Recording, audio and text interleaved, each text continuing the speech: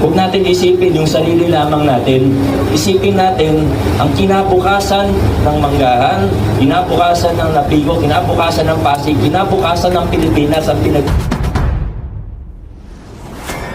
Magandang araw po mga kabalitaan sa lahat ng sulok ng mundo. Ayun po, ating tatalakayin sa ating IMC video editorial ay ang tungkol po sa korupsyon. Yan po sa barangay Manggahan, Pasig City.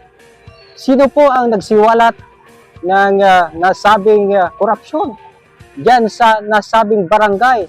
Wala pong iba kundi ang kanilang mayor na si Mayor Vico Soto.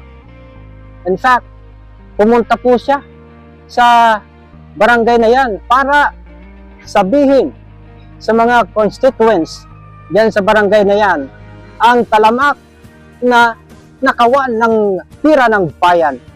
Sa barangay nagsisimula ang korupsyon.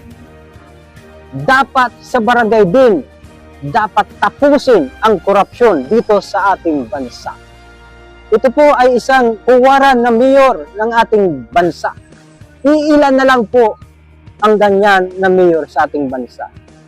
Dito po sa video, nais ko pong ipakita sa inyo kung gaano katibay ang paniniwala ng ating Mayor Vico Soto sa paglinis sa korupsyon diyan mismo sa kanyang bayan, sa kanyang syudad, mga kabalitaan. Huwag natin isipin yung sarili lamang natin.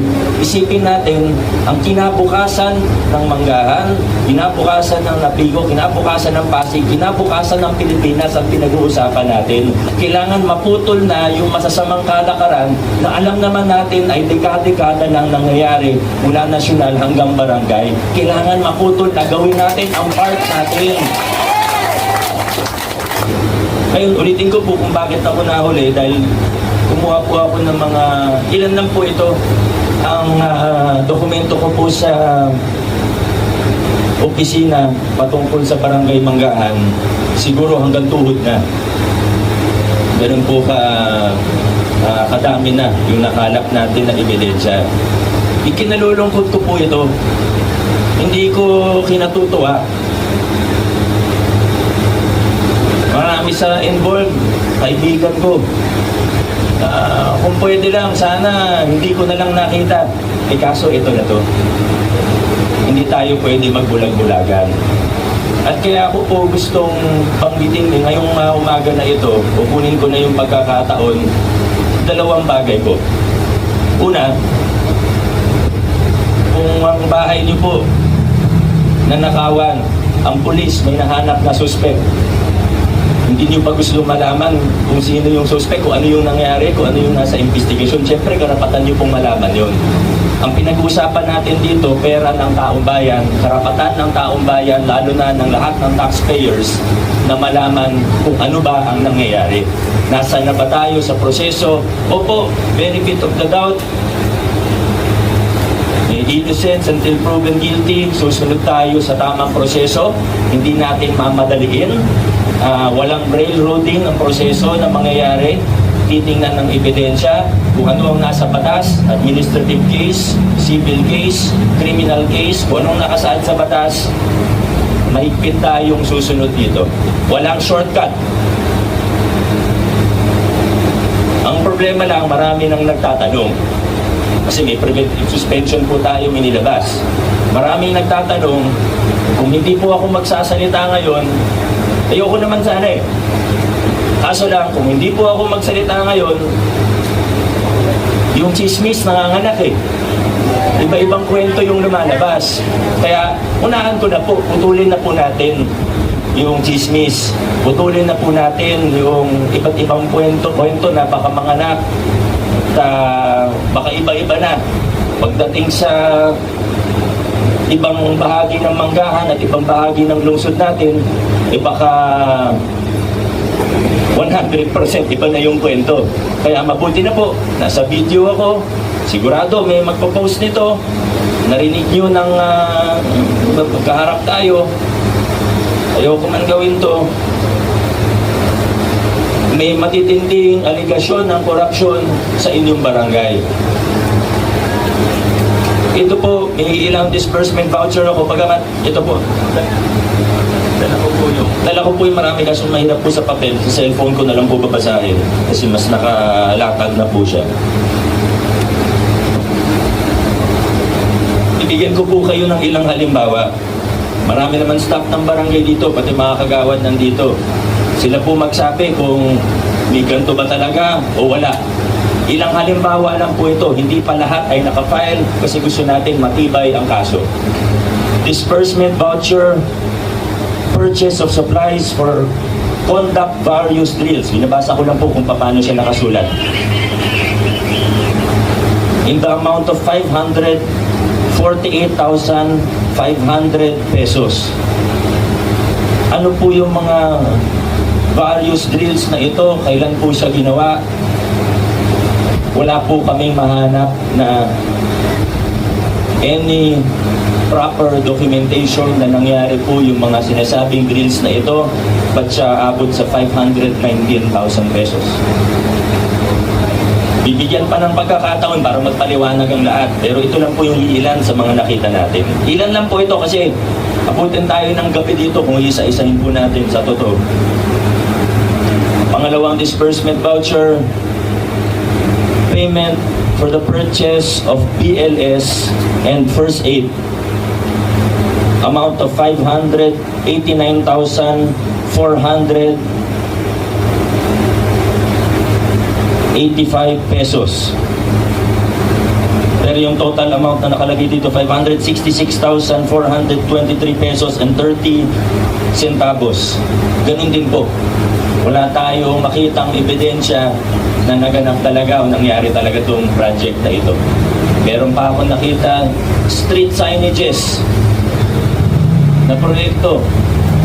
E papunta dito, naghahanap ako ng maayos na street signages. Pero ito, isa sa matindi, isa sa pinakamabigat. Payment for the purchase of wheelchairs in the amount of 249,800 pesos. Tapos yung lumabas na pera, 235,736 pesos and 43 centavos. Pati taong hindi makalakad, ninakawan. Meron po ba dito kahit isang barangay staff o kagawad na magsasabi na may dumating na wheelchair, kahit ilang piraso, na galing sa pondo ng barangay, hindi yung donated ng konsehala, na barangay funds galing, binili ng barangay, meron po ba? Kasi may lumabas na pera. Persons with disabilities ang ninakawan. Tapos mababalitaan mo, hanggang Meralco bill, hanggang Manila water bill, hanggang renta ng bahay, kinukuha sa pondo ng barangay. Saan tayo pupulutin ito? Tapos lahat iaasa sa lokal na pamahalaan, city government.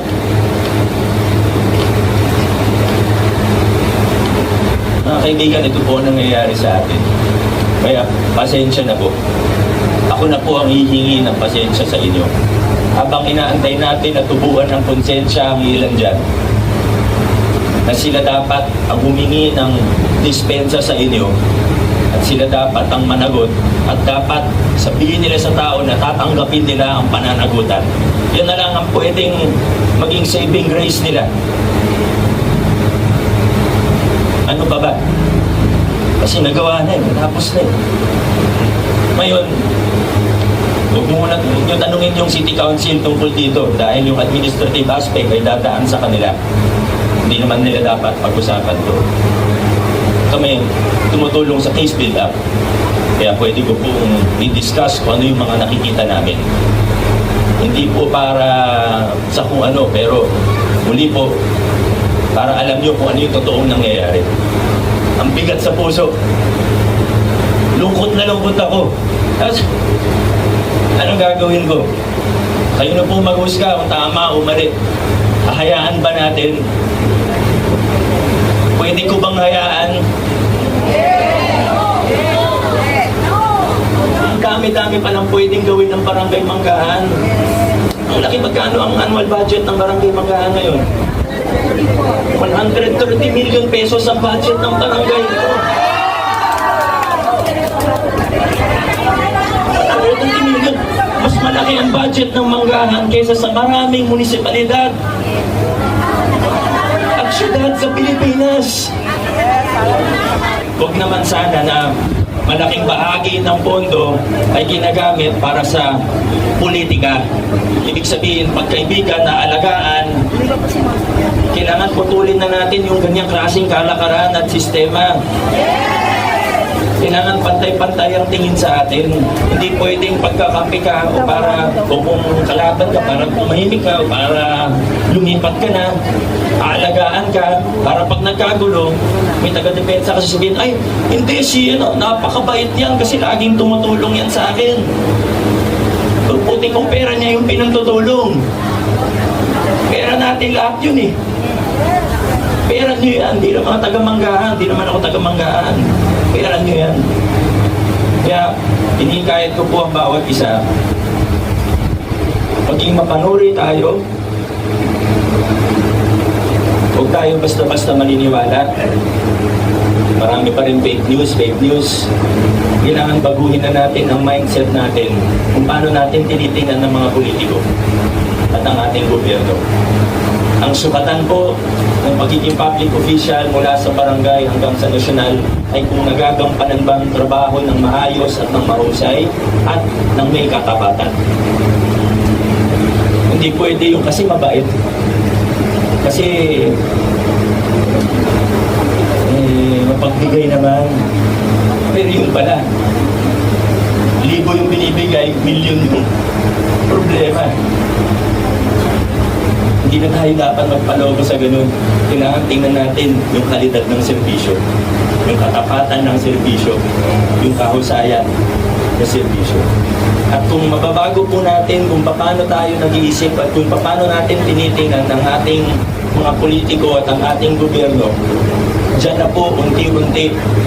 At kung susuportahan natin ng call para sa pananagutan ng mga nagkakamali at nagnanakaw na government officials, kaibigan man natin sila, kamag-anak man natin sila, naging kakampi man natin sila, para sa taong bayan, para sa kinabukasan natin, kung mababago natin yung mindset na yan, diyan na po tayo unti-unti at tunay na asenso bilang isang bayan.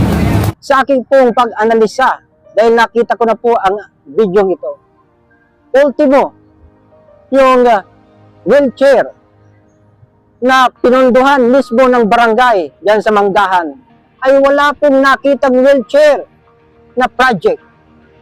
Tingnan po ninyo, yung mga matatanda natin, kinukulimbat ang kanilang karapatan para magkaroon lamang ng mobilization sa kanyang buhay dahil ang iba po dyan ay hindi na po makalakad. Ngunit itong ating barangay official dyan sa Manggahan, mga kurakot at magnanakaw.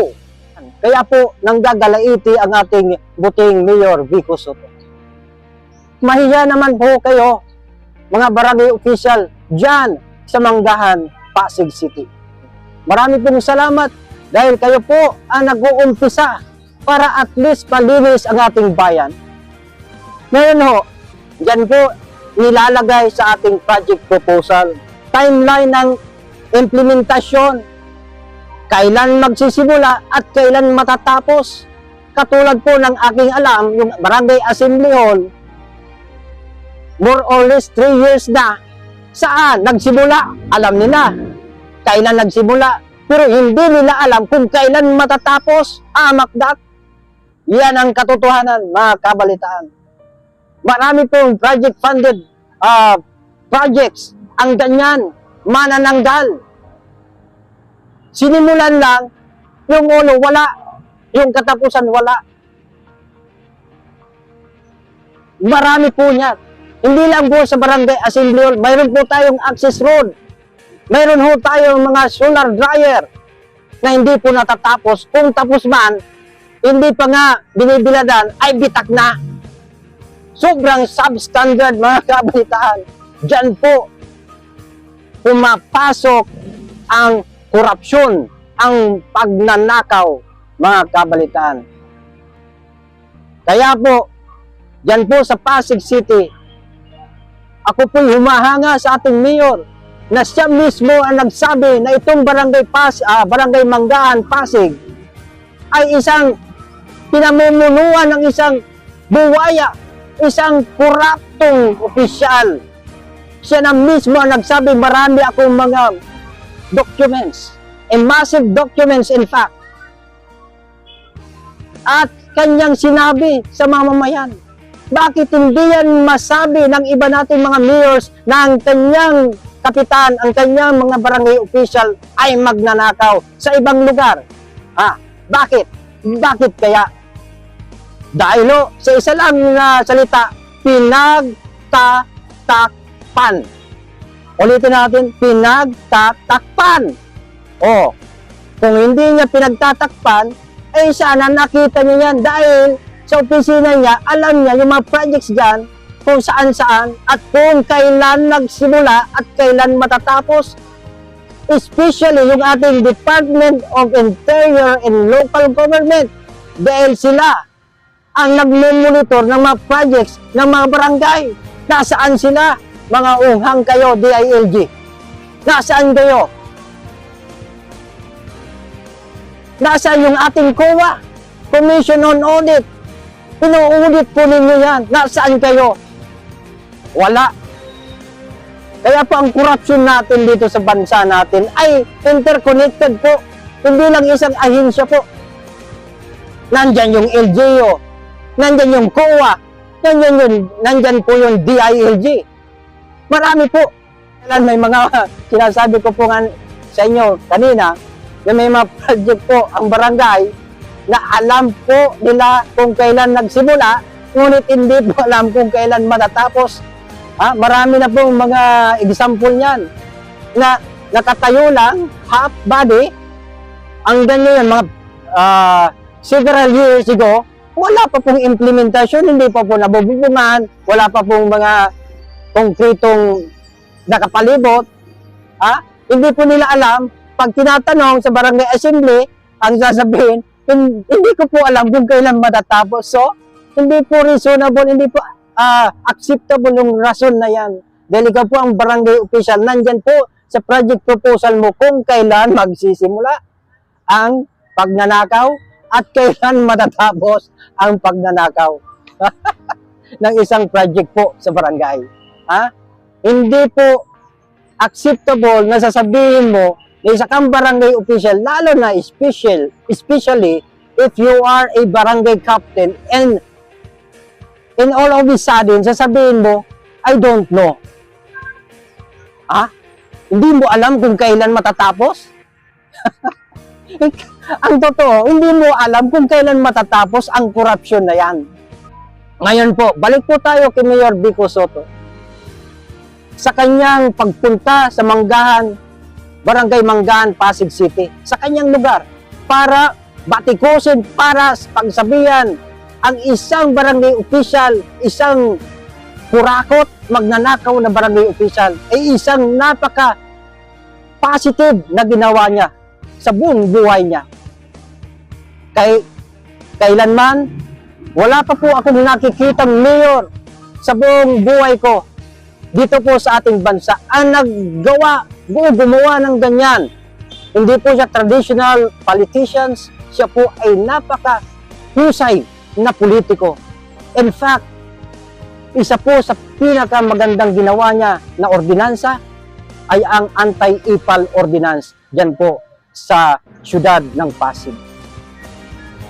Sana po dumami po ang katulad ni Mayor Vico Sotto sa ating bansa.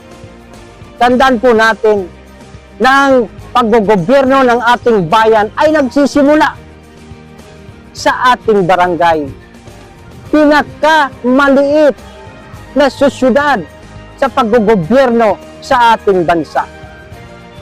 Kung mahusay ang barangay, mahusay ang isang bayan, ang isang syudad, ang isang distrito, ang isang rehiyon, at kalaunan po niyan ay magiging mahusay niyan ay ang pangkalahatan natin, ang ating bayan.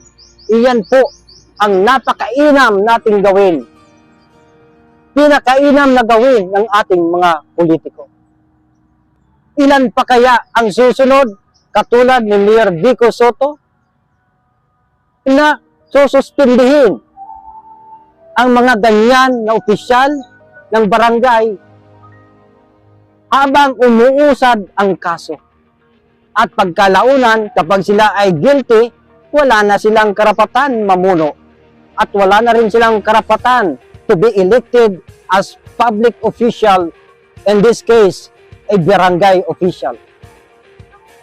Tandaan po natin na si Mayor Vico Soto, isang napakahusay na mayor ng Pasig City. Isa pong future president of this Republic of the Philippines. Kaya po, pag-usayan po ninyo ang iba nating mga mayor. Ito po ang dapat ninyong gawing template sa pamumuno. Hindi po kailangan ang muka sa kung saan-saan dako ng lugar sa inyong pinamumunuan, kundi ang pinakamahusay kung paano po kayo gumawa, kung paano po kayo magsilbi sa inyo pong sinisilbihan. Hindi po yung mukha ninyo, mga tarpaulin ninyo, kung ano pa man yan. Iyan po ay anti-EPAL, iyan po ay EPAL, dahil mayroon na pong memorandum ang ating DILG patungkol po dyan. Iyan po ay illegal. Hindi dapat ginagawa. Kung ikaw po ay may delikadesa, ang iyo pong pagkatao, may integridad na namumuno, hindi po ninyo gagawin yan. Katulad ng ginagawa ni Mayor Vico Soto diyan po sa Pasig City. Diyan po sa Manggahan, sa Barangay Manggahan. Pasalamat po kayo na mayroon pong isang mayor na katulad po ni Vico Soto. Dahil kung wala pong magsisiwalat sa ganoong kalukuhan dyan po sa Manggahan, Pasig.